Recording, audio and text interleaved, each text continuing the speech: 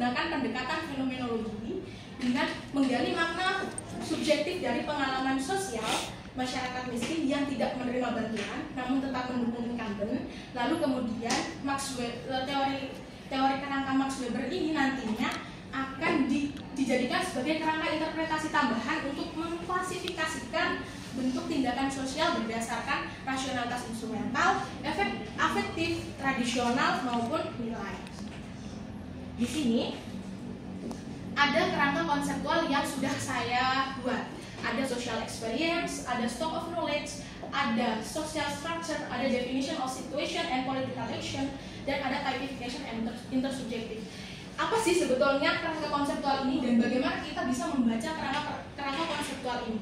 Dari social experience atau pengalaman masyarakat yang sehari-hari itu dapat membentuk pemahaman mereka tentang dunia, di mana hal itu merujuk seperti interaksi sosial, atau mungkin malah kekecewaan seperti itu, atau mungkin pandangannya sama. Kira-kira gimana kamu menganalisis data dari penelitian kamu ini dengan fenomenologi interpretatif yang dikembangkan oleh Smith? Oke. Jadi sesuai dengan tahapan reduksinya, bahwasanya Smith itu harus ada transkripsi. Jadi nanti akan saya rekam begitu. Tapi untuk metode gimana nanti saya mewawancarainya itu tidak terstruktur supaya pendekatan saya dengan individu yang saya subjek penelitian ini kita sebut sebagai informan itu lebih mengalir dan terkesan tidak memojokkan atau mungkin kira-kira oh ini kayaknya ada dari partai ini deh. Nah nanti pikirannya seperti itu kan. Jadi kita benar-benar pakai wawancara tidak struktur, terus direkam, kemudian nanti hasilnya akan diinterpretasi. Begitu.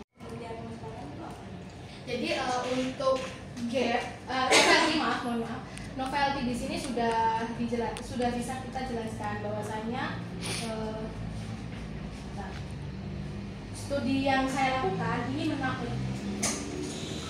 maaf ya ternyata di sini jadi maaf sebelumnya kalau novelty studi ini sebetulnya menawarkan bagaimana akhirnya kita bisa mengkaji secara eksplisit pemaknaan subjektif yang diambil oleh masyarakat dalam menentukan pilihan politiknya. Jadi ketika yang lain studi-studi sebelumnya itu membahas pada indikator makro pengurangan kemiskinan atau mungkin kebanyakan yang membahas vote buying atau relasi patron klien secara material begitu, di studi ini lebih melihat bagaimana akhirnya mereka mengambil keputusan politiknya. Proposalnya di sini saya ingin bertanya tentang teori yang diambil, mungkin bisa dijelaskan.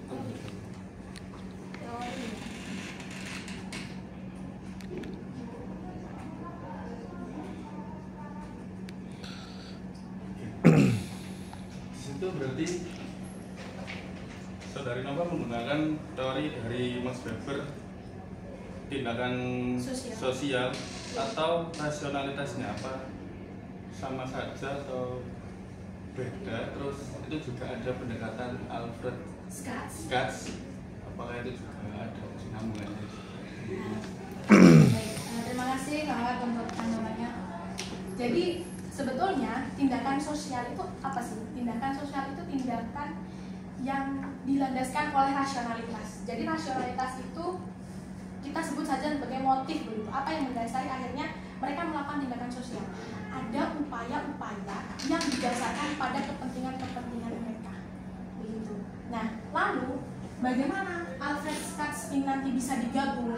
Nah, lewat pemaknaan subjektif, karena tindakan sosial itu datang juga dari di sini, setiap tindakan manusia yang diberi makna subjektif dan diarahkan kepada orang lain. Tindakan individu yang dilakukan agar berdampak pada orang lain begitu, tertuju pada orang lain, bermakna pada orang lain dan berdampak pada orang lain. Berarti kan ada makna-makna yang akhirnya dibentuk oleh masyarakat itu sendiri, oleh aktor begitu. Mengapresiasi dulu ya, Nova berusaha memahami dan bisa menjelaskan dengan cukup baik gitu. Maksudnya berusaha memahami ya, karena sebelum-sebelumnya kan kebanyakan hanya membaca saja ketika mempresentasikan. Tapi ada beberapa catatan yang mau saya soroti ya, terkait dengan rasionalitas masyarakat miskin bukan penerima bantuan sosial dalam mendukung incumbent. Coba Nova jelaskan lagi sebetulnya siapa yang mau Anda teliti dan Anda berangkat dari fenomena apa sehingga Anda terpikir untuk meneliti ini? Baik, terima kasih Bu Silka. Jadi sebetulnya fenomena yang bisa kita lihat di sini adalah ada kondisi sosial yang tidak sesuai harapan, di mana seharusnya masyarakat yang tidak pernah mendapatkan manfaat program begitu lewat bantuan sosial, dia harusnya cenderung kecewa begitu, harusnya tidak mendukung itu lagi, memilih itu lagi, tapi senyatanya dia tetap memilih begitu, memilih incumbent. Nah, hal itu juga selain itu juga ada fenomena di mana ternyata rasionalitas masyarakat miskin itu tidak didasarkan dari material semata. Jadi ada rasionalitas nilai yang akhirnya membentuk keputusan politiknya, termasuk ya seperti loyalitas pada incumbent atau mungkin harapan ke depan, atau bahkan di latar belakang juga mungkin mereka tidak percaya begitu kepada calon kandidat lain yang menjadi lawannya begitu. Nah, selain itu juga di sini kita bisa bahwa di judul bisa kita lihat bahwasanya ada ini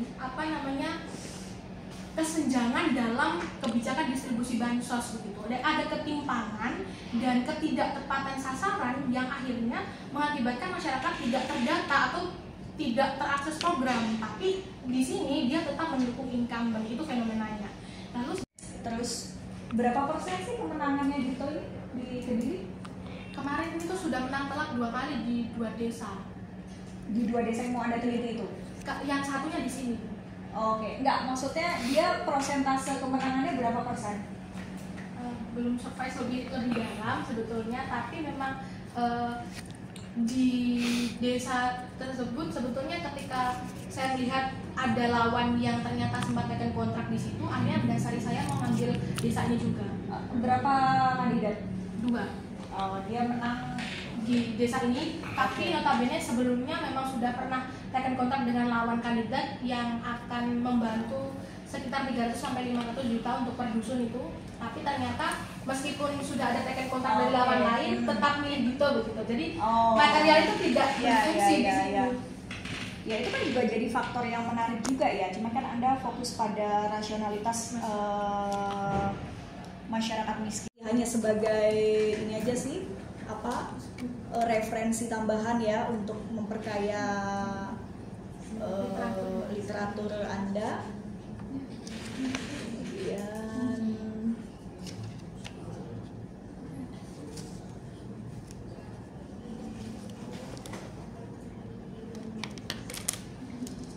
termasuk di bagian bantuan sosial ini juga lebih detailkan lagi ya di bagian kajian pustaka. Tadi kan dimunculkan tetap di latar belakang secara garis besarnya, tapi di bagian bantuan sosialnya juga Anda detailkan lagi.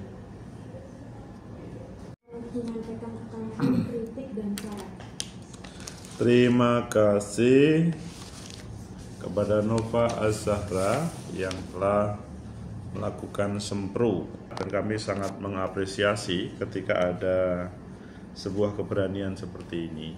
Dan selanjutnya saya akan memberikan masukan. Pertama, masukannya itu adalah setiap kalimat harus dimulai dengan subjek, ya.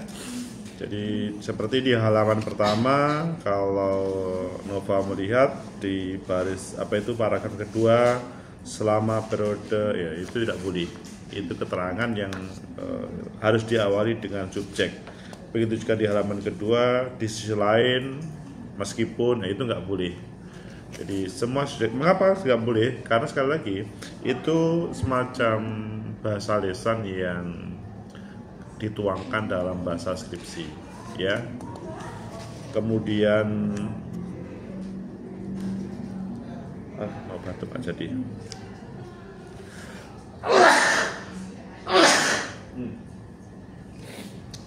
Dengan apa yang akan saya bahas, terlebih tentang pemilu begitu. Ya, meskipun sudah ditampilkan di depan, kan bisa ditampilkan di tengah sini. Di belakang. Iya. Ya, tapi saya belum data yang saya temukan tadi Pak, yang 29% itu di mana itu? menentukan preferensi bantuan sosial itu punya andil begitu. Di mana? Nah, ini di berita yang saya temukan waktu Di berita mana? Kalau di Kompas Pak ini. Enggak, itu berita untuk Kediri atau untuk mana? Oh, untuk secara nasional. Duh, nasional kan nggak bisa. Ya, relevan begitu ya. Jadi fenomena itu adalah yang terjadi di mana peneliti melakukan penelitian. Misalkan ya, kalau nasional bisa saja di tempat lain itu ada proses bantuan, tetapi bisa saja di tempat lain tidak ada. Begitu juga terkait dengan pengaruhnya kemenangan tersebut. Sehingga misalkan ya, kalau Nova ingin menggunakan data, misalkan di Kota Kediri ada 50% penerima PKH itu tidak menerima, atau bantuan tidak menerima bantuan bansos lainnya. Itu mungkin. Nah, di sini kan Nova tidak menampilkan, makanya saya ingin tahu seperti apa fenomena yang terjadi di sana, sehingga Nova berani untuk mengangkat tema bukan penerima bantuan masyarakat miskin, bukan penerima bantuan sosial, tapi mendukung incumbent. Gambarannya seperti apa yang terjadi di Kediri Kabupaten? Kalau di sana memang dari yang saya temukan sebelumnya ada masyarakat yang merasa tidak pernah mendapatkan bantuan sosial, tapi selalu dimintai KTP dan KK itu tadi Bapak. Nah, akhirnya saya muncul pemikiran, ternyata di desa ini kebanyakan ada yang kepala desanya ternyata meminta KTP dan KK tapi tidak turun bantuan sosialnya begitu. Berapa orang yang kamu tahu? Ya 3 orang kurang lebih Pak. Dari desa mana? Dari desa Mojo. Desa Mojo. Iya. Kecamatan Mojo. Iya. Dan sampai sekarang belum pernah menerima bantuan. Iya. Oke. Sebagai pedagang merasakannya seperti itu. Di desa, oh kamu dengan Mairafa satu daerah? Dengan? Mairafa. Tidak. Kan Mojo kan? Oh, saya aslinya Pacitan Pak. Bukan. Oh Pacitan, tapi kamu meneliti di Mojo. Iya. Oh gitu, oke. Di Mojo itu bantuannya apa saja? Ada yang di sini yang dijelaskan itu ada BPNTB, bantuan non tunai, terus ada PKH, ada juga BLT. Itu yang sering diberikan. Itu bantuan dari siapa? Nah, itu pasti dari pemerintah pusat, Pak. Cuma kebanyakan kandidat itu mereka membingkai bahwasanya itu tuh dari partai, begitu digunakan sebagai alat kampanye. Kamu kok bisa mengatakan begitu? Dari mana sumbernya? Ya, dari kebanyakan bukan. Memang pada dasarnya ketika si incumbent ini melakukan kampanye mengutarakan hal seperti itu, bahwasanya akan menggalakkan bantuan sosial begitu, menjadi alat kampanye politik. Yang mengatakan begitu siapa?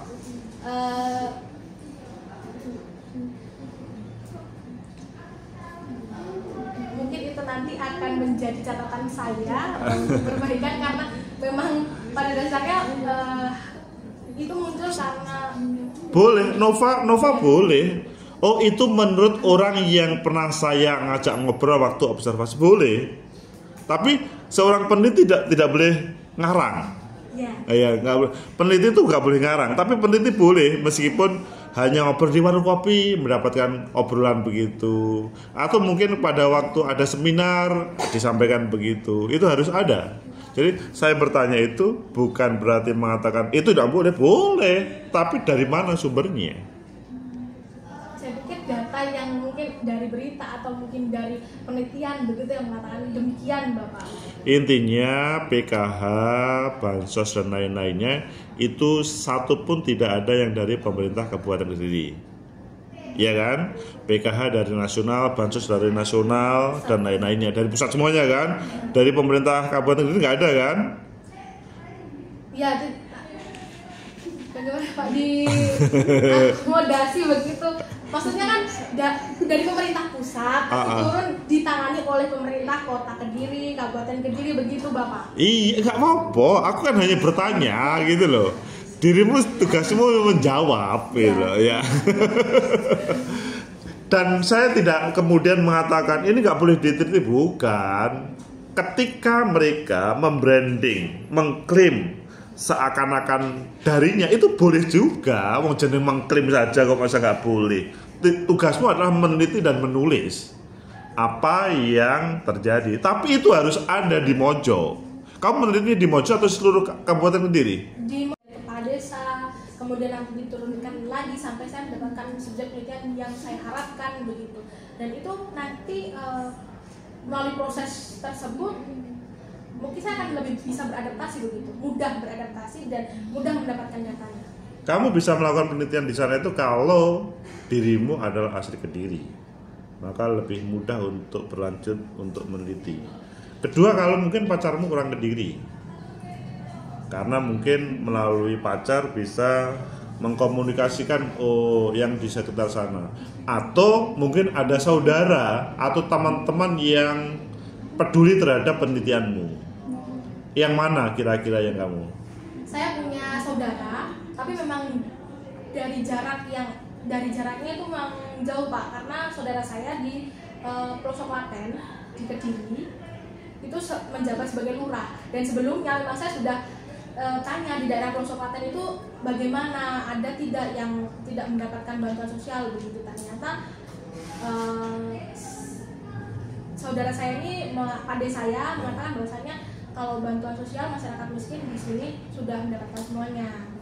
Masalahnya kan di pelosok Klaten mendapatkan semuanya. Nah, itu di pelosok Klaten berarti kan sudah tidak bisa digunakan sebagai subjek penelitian saya di sana. Terus? Makanya saya berpindah, saya mencari tempat yang sekiranya ada begitu, ada fenomena yang saya dapatkan di situ. Dan salah satunya di Desa Mojo ini. Kamu akan kita berikan kesempatan ke seluruh kabupaten atau cukup fokus di Mojo? Mungkin saya akan coba untuk keluar dari bukan dari Desa Mojo saja, tapi keluar dari desa tersebut. Jadi ada beberapa desa-desa yang nantinya akan saya petakan, saya lihat. Enggak harus diputuskan sekarang. Keluar dari Sempuru di sini sudah ada keputusan. Jadi jangan diambangkan cowok-cowok ini. Harus kamu putuskan di mana desanya. Bahasanya kan begitu. Mungkin nanti satu desa yang saya pilih, Desa Cerme Pak. Cerme itu di mana? Tapi di Kecamatan Grogol, bukan di Kecamatan Mojo. Mengapa kok Cerme? Kebetulan ketika saya juga di Cerme begitu yang sempat pesiar lah Pak. Nah terus di situ itu juga ada yang merasakan hal serupa. Tapi di sini memang bilangnya pas datang untuk ke dinas sosial untuk daftar data DTKS itu tidak bisa begitu. Jadi tidak bisa dapat bantuan sosial.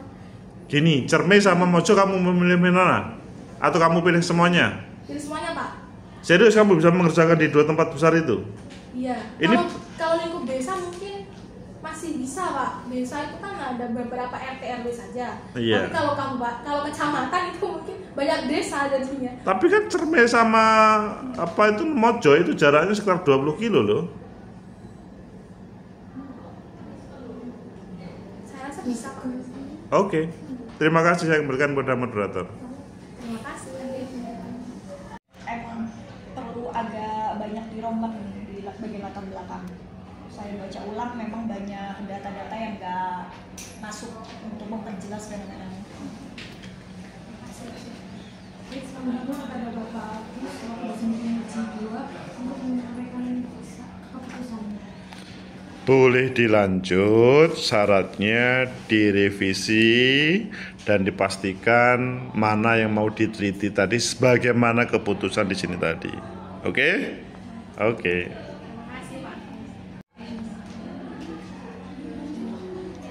Demikian seluruh rangkaian seminar proposal pada hari ini. Kami ucapkan terima kasih atas kajian, masukan dan dukungan dari seluruh dosen dan peserta audiens. Sampai jumpa di kesempatan berikutnya. Wassalamualaikum warahmatullahi wabarakatuh. Waalaikumsalam warahmatullahi wabarakatuh.